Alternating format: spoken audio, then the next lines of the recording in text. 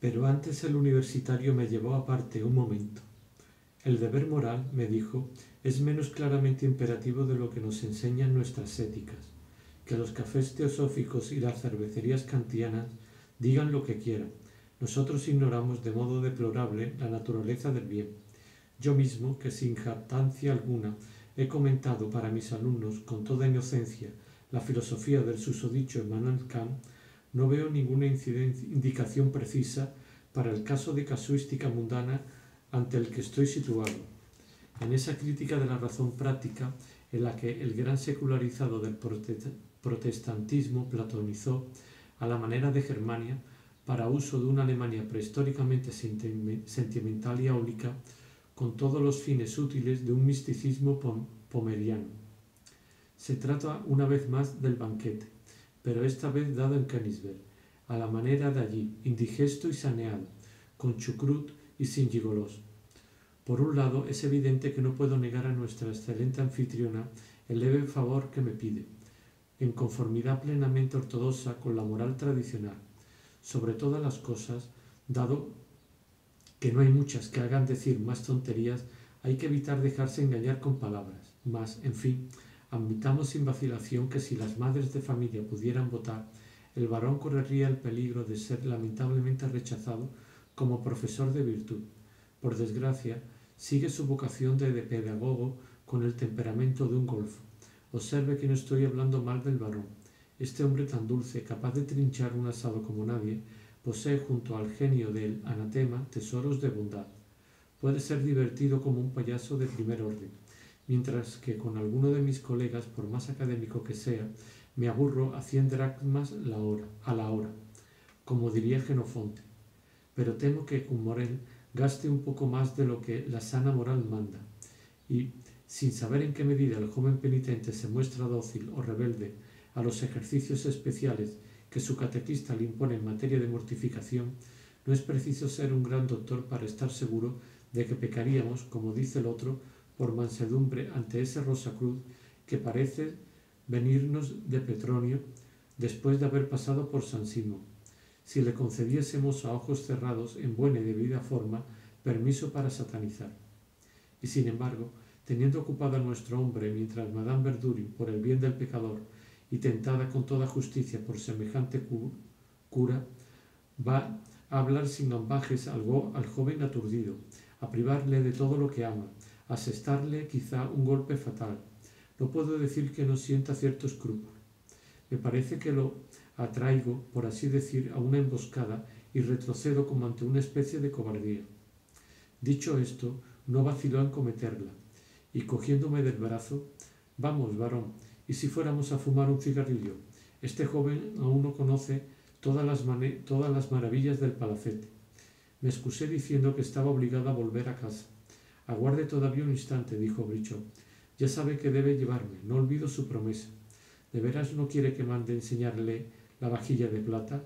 Nada sería más sencillo, me dijo Monsieur de Charlus. Como usted me había prometido, ni una palabra del asunto de la condecoración a Morel. Quiero darle una sorpresa y anunciársela dentro de un rato, cuando se haya marchado más gente. Aunque él diga que para un artista estas cosas carecen de importancia, pero que su tío lo desea, me puse colorado porque a través de mi abuelo los Verdurin sabían quién era el tío de Morel. Entonces, ¿no quiere que mande sacar para usted las piezas más bellas?, me dijo Monsieur de Charlus, aunque ya las conoce, las ha visto 10 veces en la Raspelier. No me atreví a decirle que lo que hubiera podido interesarme no eran los mediocres cubiertos de una vajilla burguesa, aunque fuese la más rica, sino algún espécimen, aunque fuera de un bello grabado, de los de Madame du Barry. Estaba demasiado preocupado y, aunque no lo hubiese estado por aquella revelación relativa a la vida de Mademoiselle Vintel, en sociedad siempre estaba demasiado distraído y agitado para fijar mi atención sobre objetos más o menos bonitos. Se habría necesitado para fijarla la llamada de alguna realidad dirigida a mi imaginación, como hubiera podido hacerla esa noche una visita de aquella Venecia en la que tanto había pensado por la tarde, o algún elemento general, como a distintas apariencias y más verdadero que ella, siempre capaz de despertar en mí, por sí mismo, un espíritu interior y habitualmente adormecido, pero cuyo ascenso a la superficie de mi conciencia me daba una gran alegría.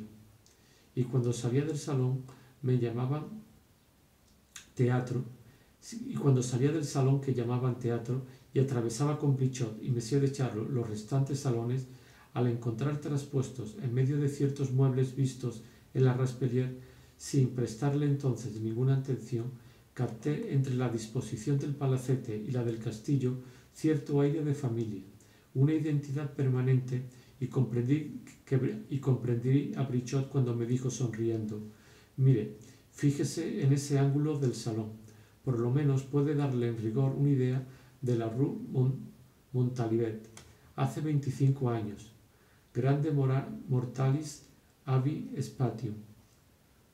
Por su sonrisa, dedicada al salón difunto que estaba evocando, comprendí que lo que Brichot, quizás sin darse cuenta, prefería en el antiguo salón, más que las grandes ventanas, más que la alegre juventud de los patronos y sus fieles, era aquella parte irreal, la misma que también yo deducía de algunas similitudes entre la Raspelier y el Puy-Conti, de la que en un salón, como en todas las cosas, la parte externa, actual, controlable para todo el mundo, no es más que su prolongación. Era esa parte vuelta puramente moral, de un color que ya solo existía para mi viejo interlocutor y que él no podía hacerme ver, esa parte que se había desprendido del mundo exterior para refugiarse en nuestra alma, a la que da una plusvalía, donde ella se ha asimilado a su sustancia habitual, transmutándose allí. Casas destruidas, gentes de otro tiempo, compoteras de frutas, de cenas que evocamos.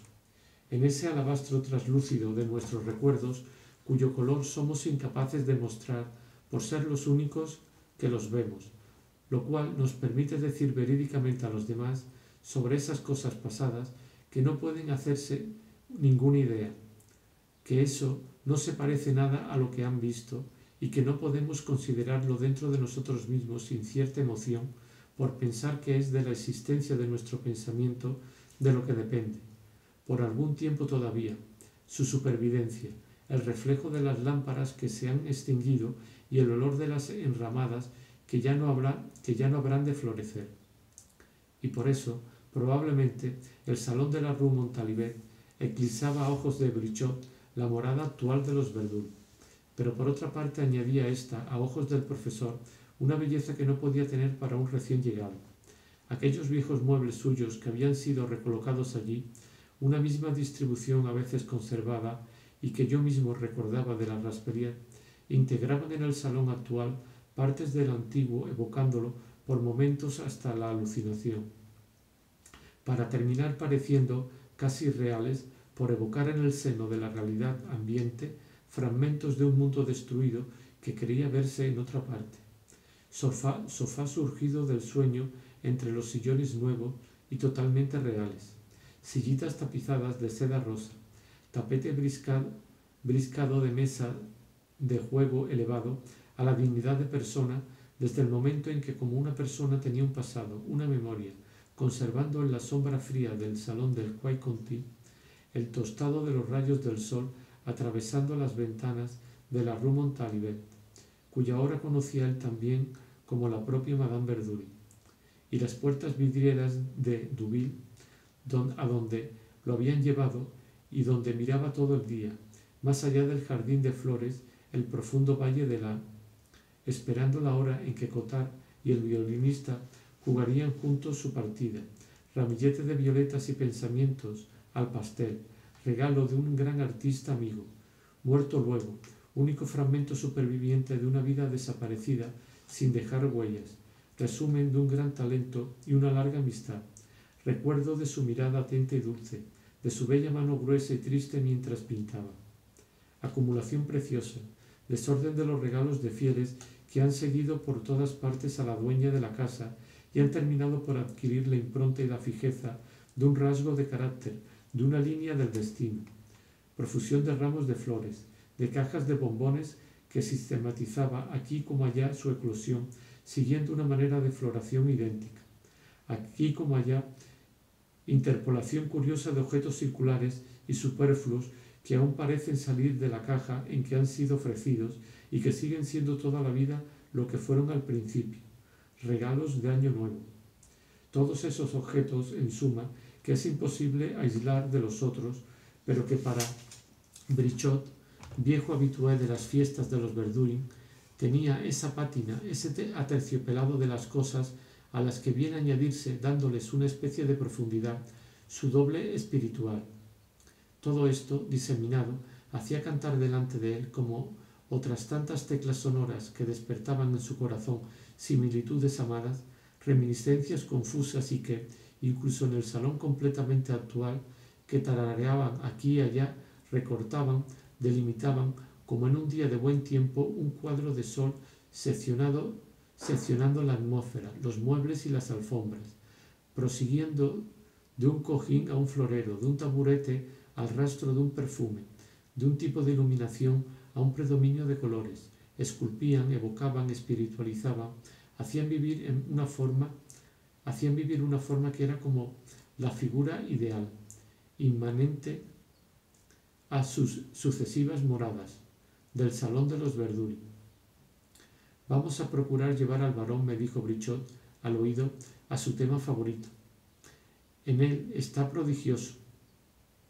Por un lado, yo deseaba poder tratar de observar, por un lado, yo deseaba poder tratar de obtener de Monsieur de Charlus la información relativa a la venida de Mademoiselle Bintel y su amiga, información por la que me había decidido a dejar sola a Albertine.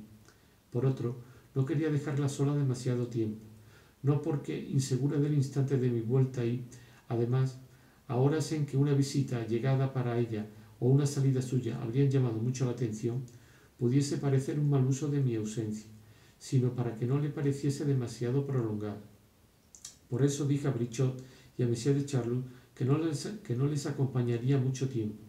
Venga de todos modos, me dijo el varón, cuya excitación mundana empezaba a decaer, pero que sentía esa necesidad de prolongar, de hacer durar las conversaciones que ya había notado yo en la duquesa de Guermantes tanto como en él, y que, muy peculiar de esa familia, se extiende de modo más general a cuantos, por no ofrecer a su inteligencia otra realización que la conversación, es decir, una realización imperfecta, quedan insatisfechos incluso después de pasar horas juntos y se aferran cada vez con mayor avidez al interlocutor agotado, de quien por error reclaman una saciedad que los placeres sociales son incapaces de dar.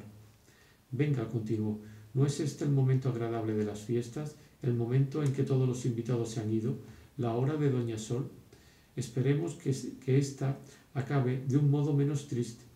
Por desgracia, tiene usted prisa probablemente para ir a hacer cosas que mejor haría no haciendo. Todo el mundo tiene prisa siempre, y se marchan en el momento en que se debería llegar. Estamos aquí como los filósofos de Couture. Sería el momento de recapitular la velada, de hacer lo que en estilo militar se llama la crítica de las operaciones.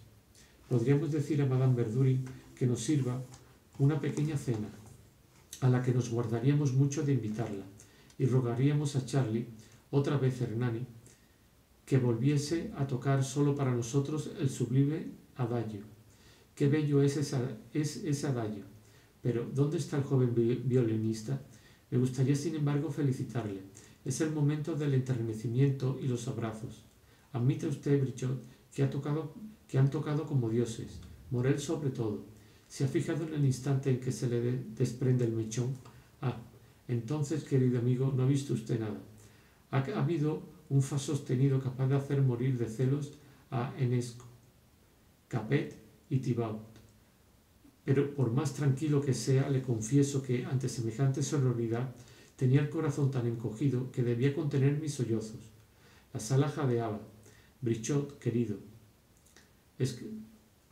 exclamó el varón, sacudiendo violentamente al universitario por el brazo. Era sublime. Solo el joven Charlie conservaba una inmovilidad de piedra. Ni siquiera se le veía respirar. Daba la impresión de ser como esas cosas del mundo inanimado del que habla Theodore Rousseau, que hacen pensar pero no piensan. Y entonces, de súbito, exclamó Monsieur de Charlus con énfasis y como si mimase un efecto de teatro. Entonces el mechón, y durante ese tiempo la graciosa y pequeña contradanza del allegro vivace. Verá, ese mechón ha sido el signo de la revelación hasta para los más obtusos. La princesa Taormina, sorda hasta entonces, porque no hay peores sorda que las que tienen orejas para no oír, la princesa de Taormina, ante la evidencia del mechón milagroso, ha comprendido que se trataba de música y que no se jugaría el póker. Ah, ha sido un momento realmente solemne. Perdóneme, señor, por interrumpirle. Le dije a Monsieur de Charlus para llevarle al tema que me interesaba. Me decía usted que debía venir la hija del autor. Me habría interesado mucho. ¿Está usted seguro de que contaban con ella? Ah, no sé. El señor de Charlus obedecía de ese modo, quizás sin querer, a esa consigna universal de no informar a los celosos, bien para mostrarse absolutamente leal compañero por pundonor y aunque se la deteste con la que suscita los celos, bien por maldad hacia ella, adivinando que los celos no harían sino acrecentar el amor, bien por esa necesidad de ser agradable con los demás que consiste en decir la verdad a la mayoría de los hombres, pero callársela a los celosos, pues la ignorancia aumenta su suplicio, eso es al menos lo que se figura, y para apenar a la gente se seguían por lo que ellos mismos creen, quizá erróneamente, lo más doloroso. Como sabe, continuó, esta es un poco la casa de las exageraciones. Son personas encantadoras, pero, en fin, les gusta mucho anunciar celebridades de todo tipo. Pero no tiene usted buena cara y cogerá frío en esta habitación tan húmeda, añadió, empujando una silla hacia mí. Dado que no se encuentra bien, hay que tener cuidado. Voy a buscarle su abrigo. No vaya usted, se perderá y cogerá frío. Así es como se cometen las imprudencias. Y usted ya no tiene 4 años. Necesitaría una vieja ama de cría como yo para cuidarle. No se moleste, varón.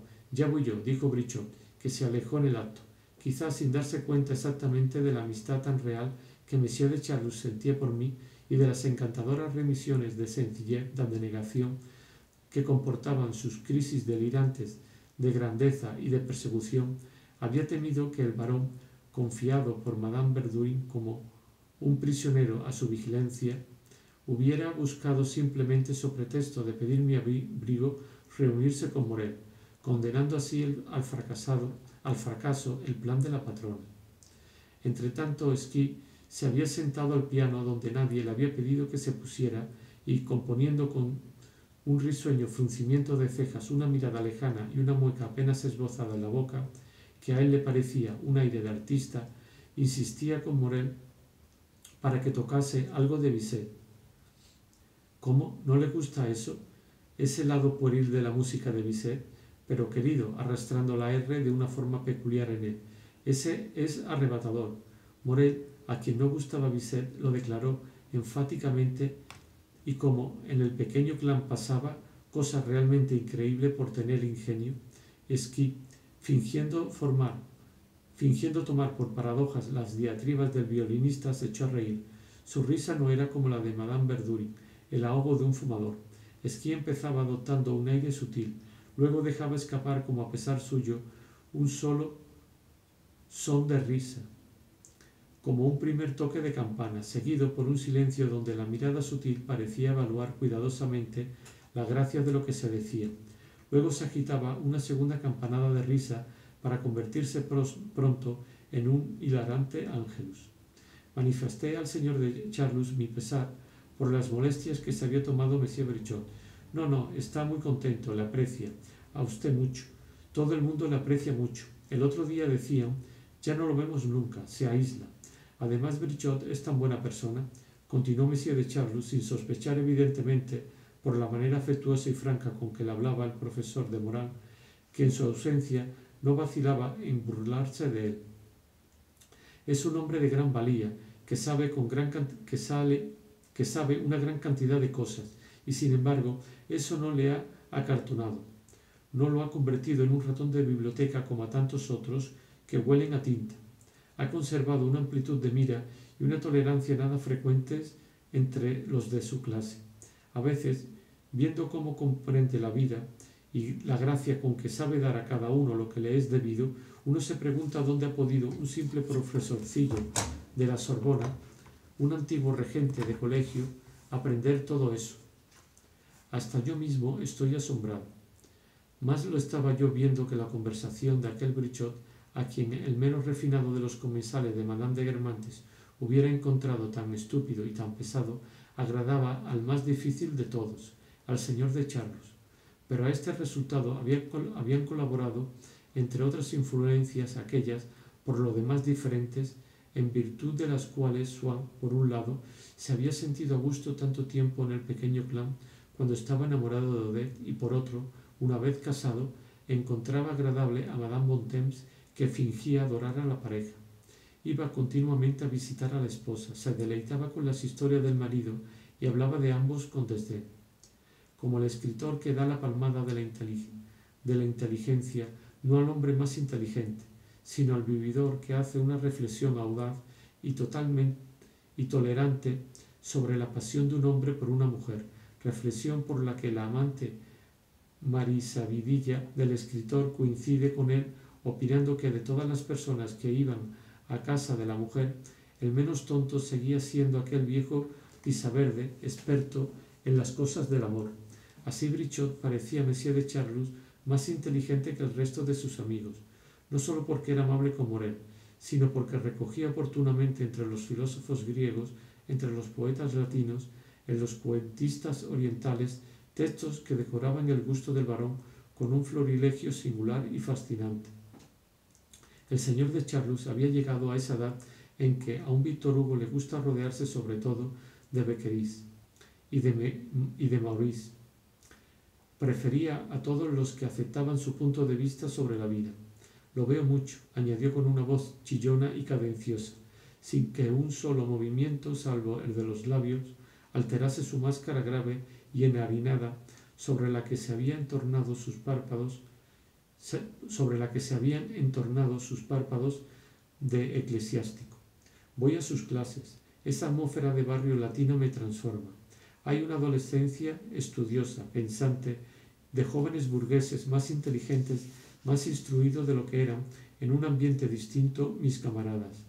Es otra cosa, que probablemente conoce usted mejor que yo. Son jóvenes burgueses, dijo recalcando la palabra que hizo preceder de varias veces y subrayándola con una especie de hábito de elocución que a su vez correspondía a un gusto por los matices del pensamiento que le era propio, pero quizá también no era resistente al placer de manifestarme alguna insolencia que no menguó en nada la grande y afectuosa piedad que me inspiraba Monsieur de Charlus, desde que Madame Verdurin descubriera su propósito en mi presencia.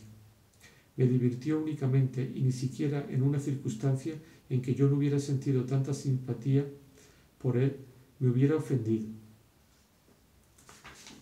Había heredado de mi abuela una falta de amor propio tan acentuada que fácilmente podía convertirse en falta de dignidad. Probablemente apenas si me daba cuenta, y a fuerza de haber oído desde el colegio que mis camaradas más estimados no toleraban que se les faltase al respeto, ni perdonaban unos modales malos, había terminado por mostrar en mis palabras y en mis actos una segunda naturaleza que era bastante orgullosa. Hasta pasaba por serlo en sumo grado, porque, al no ser nada miedoso, siempre andaba metido en duelos. Y al ser yo el primero en burlarse de ellos, rebajando su prestigio moral, convencía fácilmente a los demás de que eran ridículos. Mas la naturaleza que rechazamos no deja por eso de habitar en nosotros, y así, a veces, si leemos la nueva obra maestra de un hombre de talento, volvemos a encontrar en ella complacidos todas aquellas reflexiones nuestras que habíamos despreciado, alegrías, tristezas que habíamos contenido, todo un mundo de sentimientos desdeñado por nosotros y cuyo valor nos revela súbitamente el libro en el que los reconocemos. De la experiencia de la vida había terminado por aprender que estaba mal sonreír afectuosamente cuando alguien se burlaba de mí y no odiarle, mas esa ausencia de amor propio y de rencor, si había cesado de expresarla hasta el punto de ignorar casi por completo que existía en mí, no por eso dejaba de ser el medio vital originario en el que me bañaba. La cólera y la maldad no me venían sino de otra manera totalmente distinta. con crisis furiosas. Además, el sentimiento de la justicia, hasta una ausencia completa de sentido moral, me era desconocido. En el fondo del corazón estaba totalmente entregado al más débil y al más desdichado. No tenía opinión alguna sobre la medida en que el bien y el mal podían estar mezclados en las relaciones de Morel y Monsieur de Charlus, pero la idea de los sufrimientos que estaban preparándole al varón me resultaba intolerable. Hubiera querido avisarle, no sabía cómo hacerlo. La vista de todo este mundillo laborioso es muy agradable para una vieja ruina como yo. No los conozco, añadió, alzando la mano con un gesto de reserva para no dar la impresión de vanagloriarse, para dar testimonio de su propia pureza y no hacer planear sospecha sobre la de los estudiantes. Pero son muy educados. A veces llegan incluso a guardarme un sitio, dado que soy un señor viejísimo. Sí, querido, no proteste, tengo más de 40 años, dijo el varón, que había superado los 60. Hace un poco de calor en este anfiteatro, donde habla Brichot. Hace un poco de calor en ese anfiteatro donde habla Brichot, pero siempre es interesante. Aunque el varón prefiriese mezclarse con la juventud de las escuelas y hasta verse algo zarandeado por ella, a veces, para ahorrarle las largas esperas, Brichot le hacía entrar con él.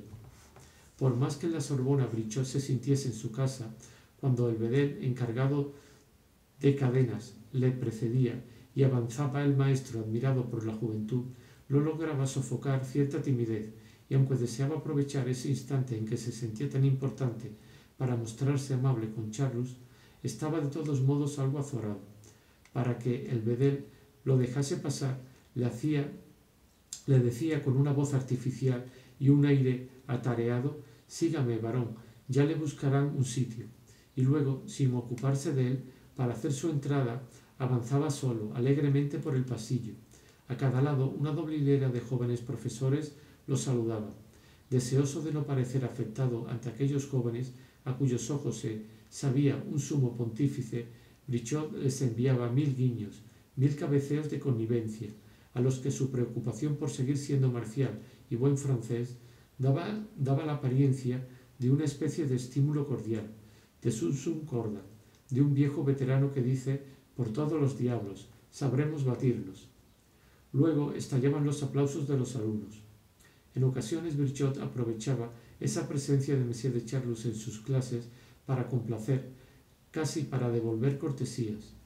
Decía a algún pariente o a alguno de sus amigos burgueses: «Si puede divertirle a su mujer o a su hija, le aviso que el barón de Charlus, príncipe de Agrigento, el descendiente de los Condé, asistirá a mis clases». Para un joven es un recuerdo digno de conservar haber visto uno de los últimos descendientes de nuestra aristocracia que da el tipo. Si vienen, lo reconocerán porque estará sentado al lado de mi cátedra. Además, solo estará él, un hombre robusto, con el pelo blanco, bigote negro y la medalla militar. «Ah, se lo agradezco», decía el padre, y aunque su mujer tuviese que hacer, para no desairar a Brichot, lo obligaba a ir a esa clase, mientras la muchacha, aunque molesta por el calor y la multitud, devoraba con sus ojos llena de curiosidad al descendiente de Condé, maravillándose de que no llevara gorrera y se pareciese a los hombres de nuestros días. El varón, sin embargo, no tenía ojos para ella, pero más de un estudiante que no sabía quién era se asombraba de su amabilidad, se volvía importante y seco, y el varón salía lleno de ensueños y de melancolía. «Perdóneme por volver a lo mío», dije rápidamente a Monsieur de Charlus al oír el paso de Brichot, «pero ¿podría avisarme con un neumático cuando se entere de que Mademoiselle Bintel o su amiga hayan de venir a París, diciéndome exactamente la duración de su estancia y sin decir a nadie que se lo he pedido?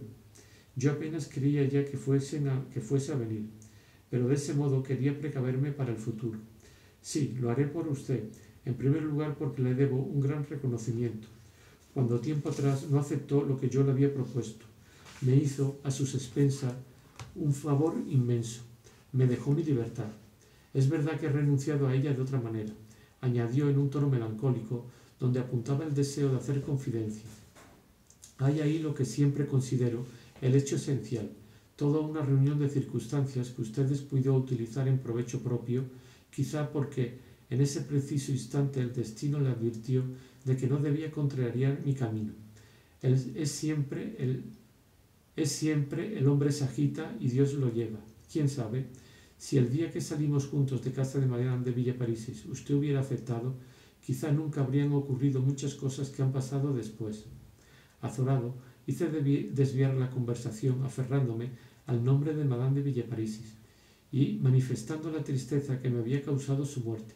Ah, sí, murmuró secamente Monsieur de Charlus con el más insolente de los tonos, tomando nota de mis condolencias sin dar la impresión de creer un segundo en su sinceridad. Viendo que de todos modos el tema de Madame de Villeparisis no le resultaba doloroso, quise saber por él, tan cualificado de todos los puntos de vista, por qué razones el mundo aristocrático había mantenido apartada de aquella manera a Madame de Villeparisis. No solo no me dio la solución de ese pequeño problema mundano, sino que incluso me pareció desconocerlo. Entonces comprendí que la posición de Madame de Villeparisis, si más tarde había parecer grande a la posteridad e incluso en vida de la marquesa a la plebe ignorante, de hecho no había parecido menos grande al otro extremo de la sociedad, al que más cerca estaba de Madame de Villeparisis, a los Guermantes. Era su tía. Para ellos contaba sobre todo la cuna, las alianzas, la importancia que aún tenía en su familia gracias al ascendiente sobre ésta o aquella cuñada. Veían aquello menos por el lado mundano que por el lado familiar, y para Madame de Villeparisis este era más brillante de lo que yo había creído. Me había sorprendido saber que el apellido de Villeparisis era falso, pero hay otros ejemplos de grandes damas que han hecho una boda desigual y han conservado una posición preponderante. El señor de Charlus empezó por revelarme que Madame de Villeparisis era sobrina de la famosa duquesa de, la persona más célebre de la gran aristocracia durante la monarquía de Julio, pero que se había negado a frecuentar al rey ciudadano y a su familia. Había deseado yo tanto saber cosas de esa duquesa, y Madame de Villeparisis, la buena de Madame de Villeparisis, cuyas mejillas me habían parecido mejillas de burguesa, Madame de Villeparisis, que me enviaba tantos regalos y a la que tan fácil me habría sido poder ver todos los días. Madame de Villeparisis era sobrina suya, criada por ella, en su casa, en el palacete de... La duquesa, hablando de las tres hermanas, me dijo Monsieur de Charlus, preguntaba al duque de Dudeville, ¿cuál de las tres hermanas prefiere? Y cuando Dudeville dijo a Madame de Villeparisis, la duquesa de... le respondió, cerdo, porque la duquesa era muy ingeniosa, dijo Monsieur de Charlus, dando a la palabra la importancia y la pronunciación de uso entre los guermantes. Por otro lado, el hecho de que le pareciese tan ingeniosa la frase no me sorprendió, por haber observado que en muchas otras ocasiones la tendencia centrífuga objetiva que impulsaba a los hombres a renunciar, cuando aprecian el ingenio ajeno, a la severidad que tendrían con el propio y a observar, a ver como algo precioso lo que desdeñarían crear. Pero, ¿qué hace? Es mi abrigo lo que trae, dijo él viendo el resultado conseguido por Brichot tras una búsqueda tan larga. Habría sido mejor que hubiera ido yo mismo. De todos modos, écheselo sobre los hombros. ¿Sabe, querido, que esto compromete mucho? Es como beber en el mismo vaso. Sabré sus pensamientos. No, así no, déjeme a mí. Y al ponerme su abrigo me lo ajustaba a los hombros, me lo levantaba hasta el cuello, subía las solapas y me rozaba la barbilla con las manos, disculpándose. A su edad todavía no sabe abrigarse. Hay que vestirle. He equivocado mi vocación, Brichot. Nací para ser niñera. Yo quería marcharme, pero cuando Monsieur de Charlus manifestó su intención de ir en busca de Morel, Brichot nos retuvo a los dos. Por otro lado, la certeza de que encontraría a Albertine en casa, certeza igual a la que tenía por la tarde de que Albertine volvería del Trocadero, me inspiraba en ese momento tan poca impaciencia por verla como la que había tenido ese mismo día mientras estaba sentado al piano después de la llamada telefónica de François. Y fue esa calma la que me permitió Cada vez que quise levantarme en el curso de aquella conversación, obedecer la orden de Brichot, quien temía que mi marcha impidiese a Charlus quedarse hasta el momento en que Madame Verdurin vendría a llamarnos. Vamos, le dijo al barón, quédese un poco con nosotros. Ya le dará el abrazo dentro de un instante, añadió Brichot, fijando sobre mí su ojo casi muerto al que las numerosas operaciones sufridas habían hecho recuperar un poco de vida, pero que sin embargo ya no tenía la movilidad necesaria para la expresión oblicua de la malignidad. Darle el abrazo, qué estúpido, exclamó el barón en un tono agudo y encantado. Debes haber querido que nuestro amigo siempre cree estar en un reparto de premios, sueña con sus estudiantitos. Me pregunto si no se acuesta con ellos. Usted desea ver a Mademoiselle Bintel, me dijo Brichot, que había oído el final de nuestra conversación. Le prometo avisarle si viene.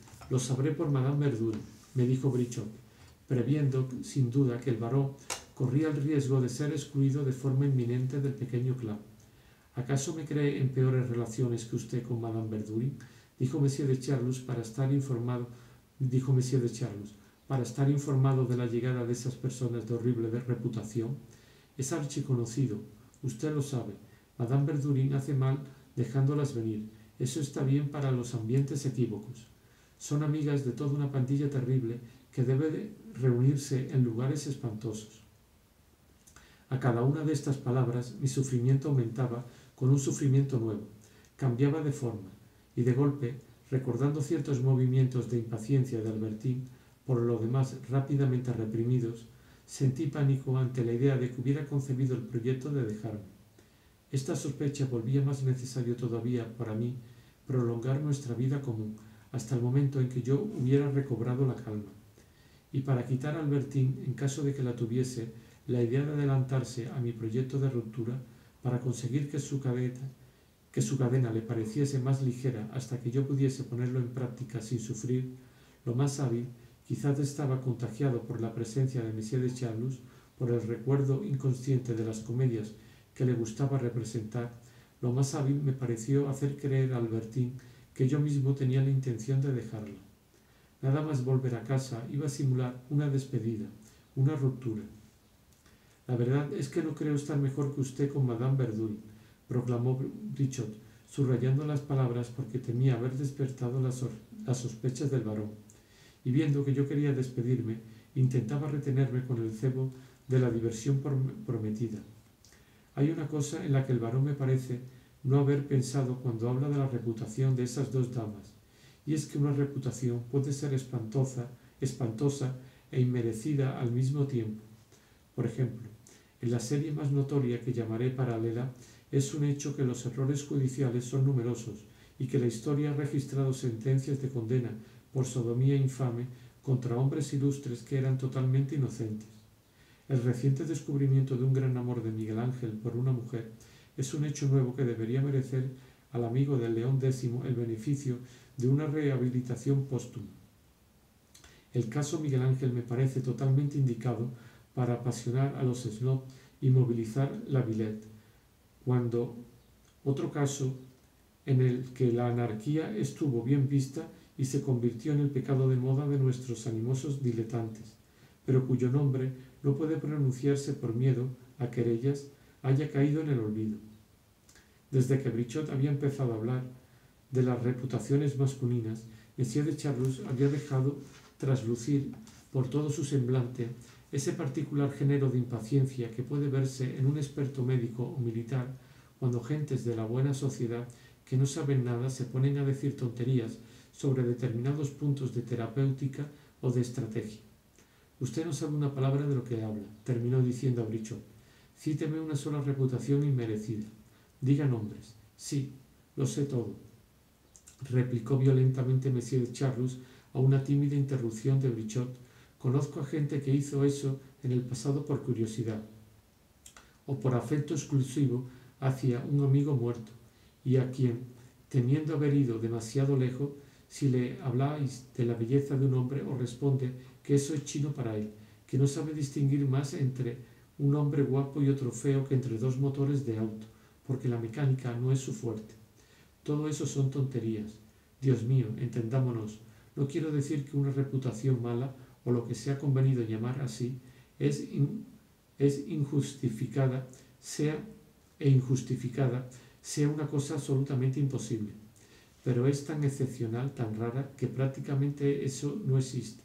Sin embargo, yo, que soy curioso, un fisgón, las he conocido, y no eran mitos. Sí, en el curso de mi vida he constatado, quiero decir científicamente constatado, no me contento con palabras, dos reputaciones injustificadas. Por lo general, se establecen gracias a una similitud de nombres o por ciertos signos externos. La abundancia de sortijas, por ejemplo, que gentes incompetentes imaginan de modo absurdo como características de lo que usted dice, como creen que un aldeano no dice dos palabras sin añadir jarnigué o un inglés goddamn. Eso es convención para teatro de boulevard.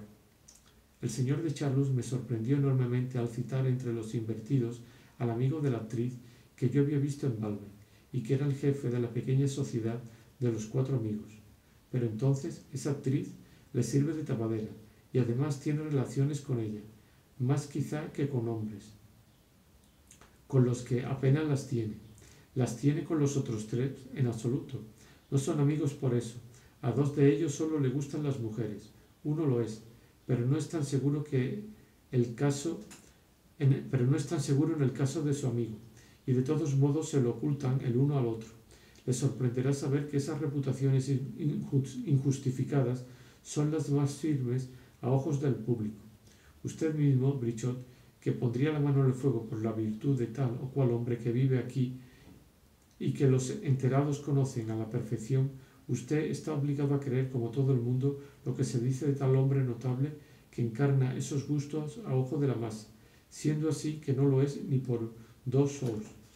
Y digo 2 sous porque si pusiéramos 25 luises, veríamos disminuir hasta 0 el número de los santitos. Sin eso, la tasa de los santos, siempre que usted vea santidad en ello, está por regla general en 3 y 4 de cada 10. Si Brichot había aplicado al sexo masculino la cuestión de las malas reputaciones, era inversamente al femenino, y pensando en Albertín, al que yo remitía las palabras de Monsieur de Charlus a mi vez. Estaba asustado por sus estadísticas, incluso teniendo en cuenta que debía inflar las cifras a capricho de lo que deseaba, y también por informes de personas chismosas, quizá mentirosas, en cualquier caso engañadas por su propio deseo que, sumándose al de Monsieur de Charlus, falseaba sin duda los cálculos del varón. 3 de cada 10, exclamó Brichot, invirtiendo la proporción. Aún habría tenido que multiplicar por 100 el número de culpables. Si es el que usted dice, varón, y no se equivoca, habremos de confesar entonces que usted es uno de esos raros videntes de una verdad que nadie sospecha a su alrededor. Así fue como Barrés hizo sobre la corrupción parlamentaria unos descubrimientos que sólo se verificaron más tarde, como la existencia del planeta de Leverrier. Madame Verdurin citaría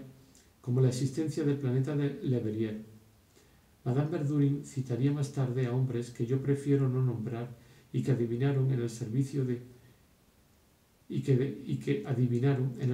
de información en el Estado Mayor ciertos tejemanejes inspirado, estoy convencido, por un celo patriótico, pero que, en fin, yo no imaginaba.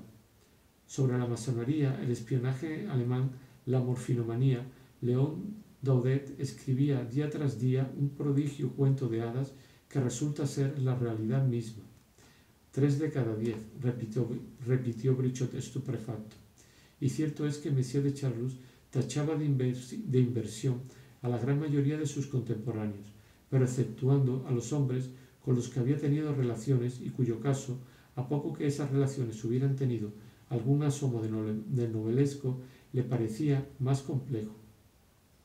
Así es como vemos a vividores que, no creyendo en el honor de las mujeres, sólo conceden un poco a la que fue su amante, y de la que afirman con toda sinceridad y aire misterioso: no, se equivoca usted, no es una furcia. Esa estima inesperada les viene dictada en parte por su amor propio, para el que resulta más halagüeño que tales favores hayan sido reservados sólo a ellos, en parte por su ingenuidad, que traga fácilmente cuanto cuanto su amante quiso hacerles creer, en parte por ese sentimiento de la vida que hace que, en cuanto nos acercamos a las personas, a las existencias, las etiquetas y los compartimentos hechos de antemano resulten demasiado simples. 3 de cada 10. Pero tenga cuidado, varón.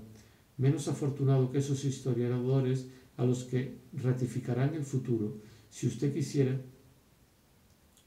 a los que ratificará el futuro, si usted quisiera presentar a la posteridad el cuadro que nos está ofreciendo, podría parecerle mal.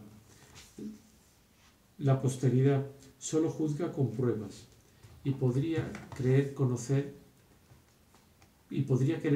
su expediente. Y como ningún documento viene a autentificar este género de fenómenos colectivos, que solo los bien informados están demasiado interesados en dejar en la sombra, se produciría una gran indignación en el campo de las buenas almas y usted pasaría categóricamente por un calumniador o por un loco. Después de haber obtenido en el concurso de las elegancias el máximo y el principado en esta tierra, conocería las tristezas de una reprobación de ultratumba. Y eso no vale la pena. Como dice, Dios me perdone, nuestro Bossuet. Yo no trabajo para la historia, respondió Monsieur de Charlus. Me basta la vida. Ya es bastante interesante, como decía el pobre Swann. ¿Cómo? ¿Conoció usted a Swann, varón? Pues no lo sabía. ¿También tenía esos gustos? Preguntó Brichot con aire inquieto.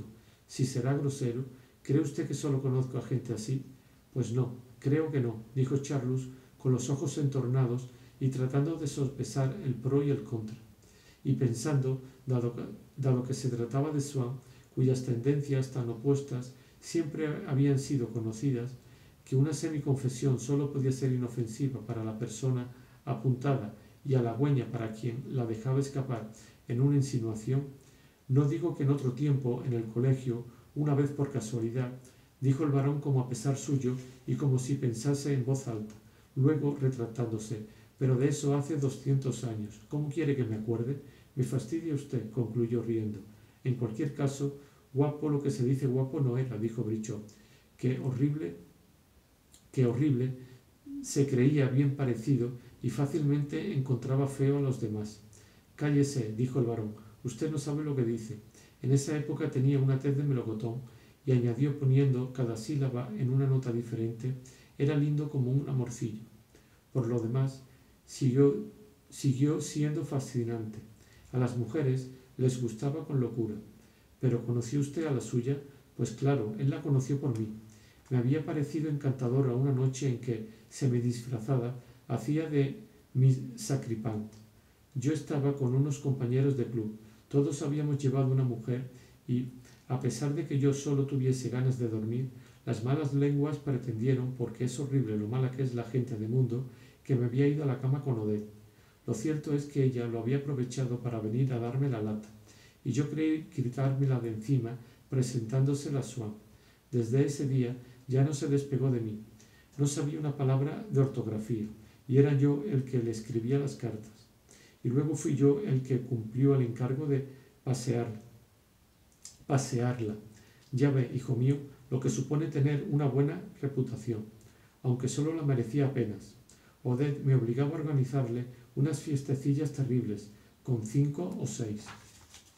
Y los amantes que había tenido sucesivamente Odette habían estado con este, luego con este otro, hombres de los que, sin efectuar uno solo, el pobre Swann, cegado por los celos y por el amor, nunca descubrió nada, calculando unas veces las posibilidades y creyendo otras en los juramentos más afirmativos que cualquier contradicción escapada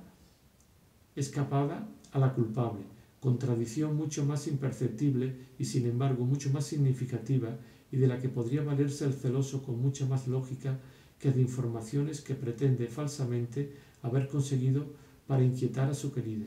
Esos amantes, el señor de Charlus se puso a enumerarlos con la misma seguridad que si hubiese recitado la lista de los reyes de Francia.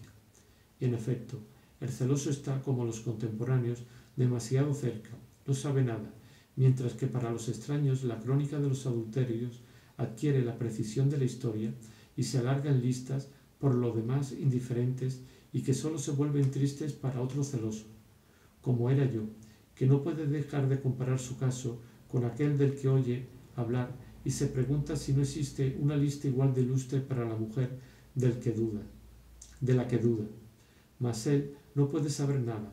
Es una especie de conspiración universal, una broma pesada en la que todos participan cruelmente y que consiste, mientras su amiga pasa de uno a otro, en mantener sobre sus ojos una venda que él se esfuerza perpetuamente por arrancar sin conseguirlo, porque todos mantienen cegado al infeliz, los buenos por bondad, los malos por maldad, los groseros por afición a las farsas infames, los bien criados por cortesía y buena educación, y todos por una de esas convenciones llamada principios.